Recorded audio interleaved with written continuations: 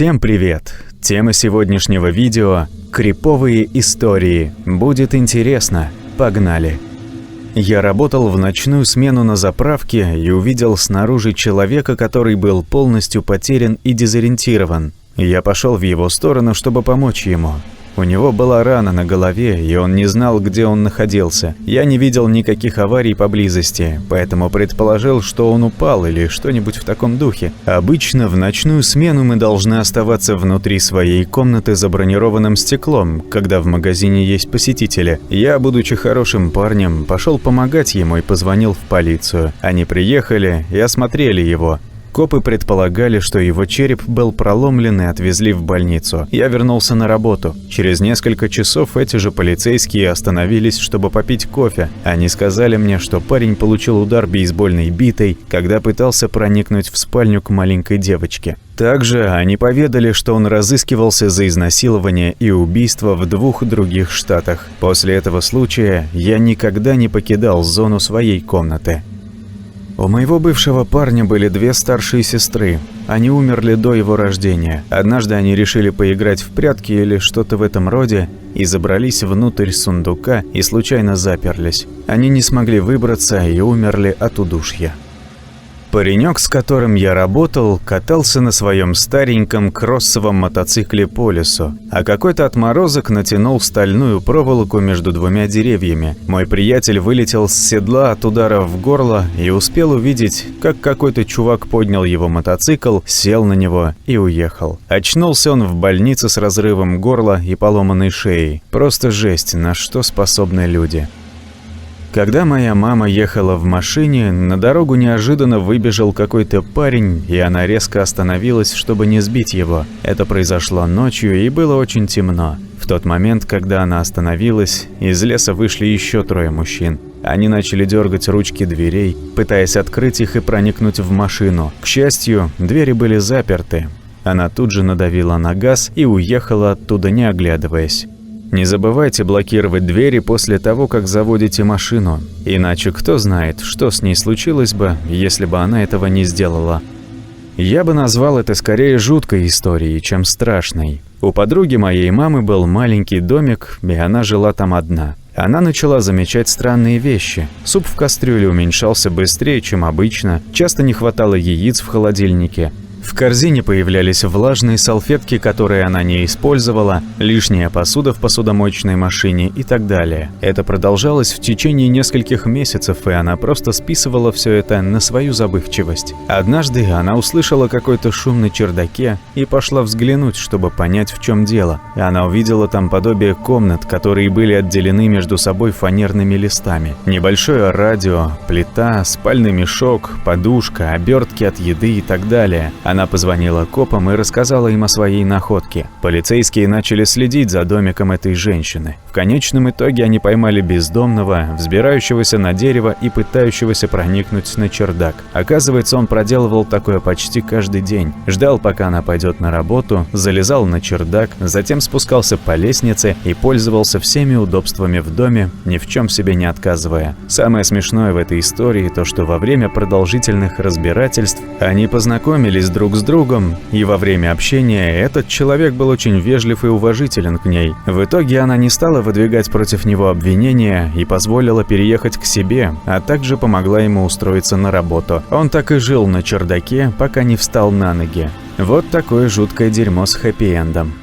Босс моего друга купил себе кабриолет Audi, когда они еще были очень дорогими игрушками, и позволить себе такое авто мог не каждый. Одним из предметов для разговора были выстреливающие дуги, которые срабатывали, когда машина начинала переворачиваться на крышу. Спустя несколько месяцев после покупки он получил возможность испытать эти дуги, поскольку потерял контроль над управлением и вылетел с обрыва глубиной около 10 метров. Дуги сделали свое дело. Он выжил, отделавшись всего несколькими порезами и царапинами от кустов, через которые пролетел. Он выбрался из машины, поднялся наверх к обочине дороги, а затем позвонил в полицию, чтобы сообщить о происшествии. Пока он стоял там, водитель другой машины, который стал свидетелем аварии, подошел поговорить с ним. Подходя сзади, очевидец спросил, все ли у него в порядке. Босс моего друга обернулся, чтобы ответить, и упал замертво. Оказалось, что его шея была сломана, но была цела до тех пор, пока он не повернул голову и не произошел разрыв спинного мозга. Я работаю в тюрьме строгого режима, и у нас есть несколько заключенных, которые серьезно больны психическими заболеваниями. Те, кто может нанести себе вред, носят специальные браслеты для мониторинга частоты сердечных сокращений. Если есть аномальные изменения, мы сразу бросаемся в их комнату, чтобы остановить происходящее. Помимо этого, мы наблюдаем за заключенными через камеры видеонаблюдения. Во время одного из таких наблюдений наш сотрудник заметил, что у одного заключенного была кровь на лице, но мониторинг ничего не выявил. Поэтому он связался с заключенным по громкой связи, чтобы спросить, в порядке ли он. Заключенный, закрыв глаза, просто повторял: «Это не больно, это не больно», но не отвечал, откуда взялась кровь. Мы открыли камеру, чтобы посмотреть, что там происходит, и оказалось, что заключенный вырвал себе оба глаза, которые лежали на полу. Сам он даже не пискнул от боли, а мониторинг все это время не превышал допустимых показателей.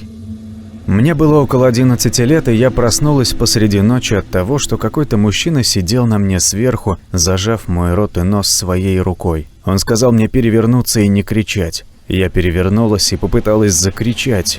Я говорю «попыталась», потому что когда ты действительно испуган, могут понадобиться секунды, чтобы найти свой голос. Моя мама услышала мои крики, вошла в комнату и сразу начала драться с этим парнем. Хоть он и был намного больше по размерам, она так сильно его напугала, что он пулей вылетел из окна, через которое вошел. Его до сих пор не поймали. Это случилось с подругой моей мамы пару лет назад. Она ехала по шоссе вдали от города. Внезапно проезжающая мимо нее машина резко повернула перед ней и подрезала ее. Она резко затормозила и вырулила, чтобы уйти от удара, но вылетела на обочину, врезавшись в дерево. Она потеряла сознание, а через некоторое время, очнувшись, она увидела бразильцев, которые пришли на помощь и сказали ей что-то вроде «Не двигайся, мы вызовем скорую помощь, просто держитесь там». Потом она снова теряет сознание, и примерно через 2 часа приходит кто-то еще и начинает помогать ей снова, и в конце концов прибывает скорая помощь и ее муж. Она говорит им, что другие люди пытались уже ей помочь, но парень, который нашел ее, сказал, что там никого не было, когда он наткнулся на нее. Когда они проверили багажник, все было украдено, включая ноутбук, камеру и другие вещи. Потом она вспомнила, что за ней с самого начала ее пути следовала какая-то машина. Выводы делайте сами. Перед смертью мой папа рассказал мне историю, произошедшую с ним, когда он служил во Вьетнаме в 60-х годах. Он рассказал мне о задании, в котором ему и еще одному американцу с 5 местными бойцами самообороны CIDG было поручено установить сейсмические наземные датчики вдоль ряда тропинок в глубине джунглей. Их задание длилось уже 2 дня, когда он и 2 бойцов отделились от основной группы, чтобы разведать обстановку на ближайшем перекрестке тропинок. Он рассказывал, что в тот день в джунглях было довольно тихо, были слышны только звуки птиц, жуков и иногда голоса обезьян. Они наблюдали за этим перекрестком в течение 3 или 4 часов и решали, двигаться им дальше по тропе или повернуть назад и соединиться с остальной частью группы. Перед тем, как выйти из-за кустов, отец сказал, что в последний раз проверил тропинку и хотел уже выдвинуться с людьми вперед. Теперь вот где история становится интересной, и он рассказал эту часть с абсолютной серьезностью. Он сказал, что как только он начал выходить на тропинку, он увидел светло-чернокожего кавалерийского солдата армии Союза в полном боевом снаряжении, лежащего рядом с тропинкой, как раз чуть в стороне от перекрестка. У солдата Союза было 2 пистолета, винтовка Спенсера и короткая изогнутая дубина на бедре. Пока мой отец пытался осмыслить увиденное, солдат посмотрел прямо на него и улыбнулся.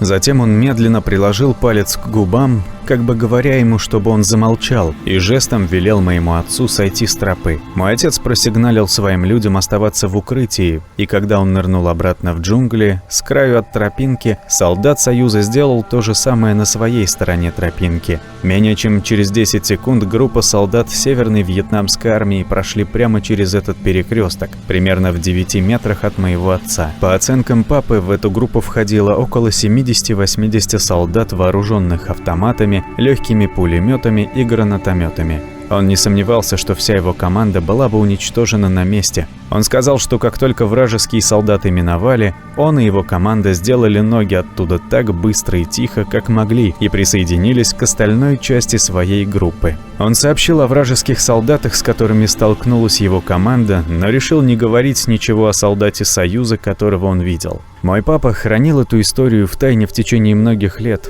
Он рассказал ее мне перед тем, как умереть, а до этого своей бабушке на ее смертном одре в 70-х. Он говорил, что когда рассказал об этом бабушке, она улыбнулась и, не открывая глаз, сказала ему: «Ты видел старого красного Тома». Красный Том был моим прапрадедушкой. Он был наполовину черным, наполовину белым человеком и служил разведчиком в армии Союза во время гражданской войны в США 1861-1865 годов, а затем в кавалерии США на Западе. Он был известен тем, что носил в бою 2 пистолета, винтовку Спенсера и боевую дубинку.